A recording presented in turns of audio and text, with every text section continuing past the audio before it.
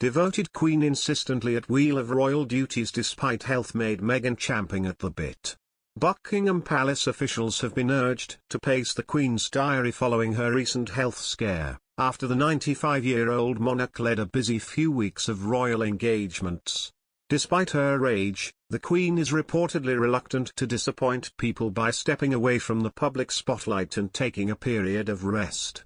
It has recently emerged that other senior royals, such as Prince Charles and Prince William, will now accompany the Queen to future royal events and will take on more responsibility within the firm. The Queen was admitted to hospital last Wednesday for preliminary investigations and had remained there overnight. Royal historian Hugo Vickers told the ITV podcast Royal Rota, "I do think perhaps sometimes, the people that organize her program should try and pace things a little bit, and I think one or two people are concerned about that, because she's very reluctant to say no. She will always agree to doing as much as possible because she doesn't want to disappoint people." Following the interview, the podcast's producer Lizzie Robinson said, "I think he was talking about how they will possibly consider the diary going forward. You're dealing with somebody that's 95, she'll be 96 next April."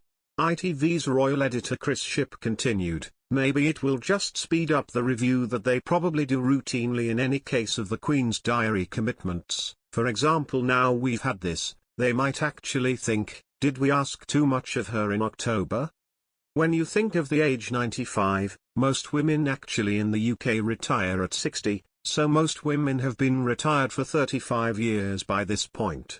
Since returning from her summer break in Balmoral, the Queen has visited Cardiff and Edinburgh, attended a service at Westminster Abbey and has launched the baton relay for the Commonwealth Games, before being admitted to hospital.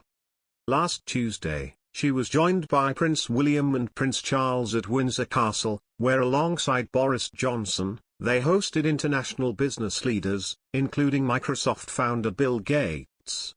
Despite appearing in high spirits, an announcement was made at 11 a.m. on Wednesday to say that the Queen had reluctantly accepted medical advice from her doctors and would be cancelling her two-day trip to Northern Ireland.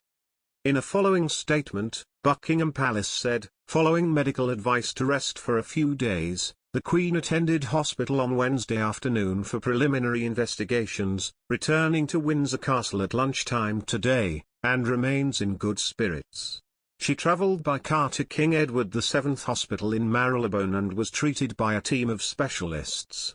It has been stressed that her illness is not COVID-19 related and she is currently resting at Windsor Castle while undertaking light duties.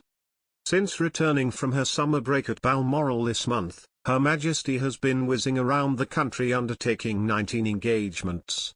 Royal sources said the monarch's private schedule has also been packed with a constant flow of lunches and dinners with family and friends, because the Queen does not want to dine alone. A courtier reportedly admitted, "It has been too much."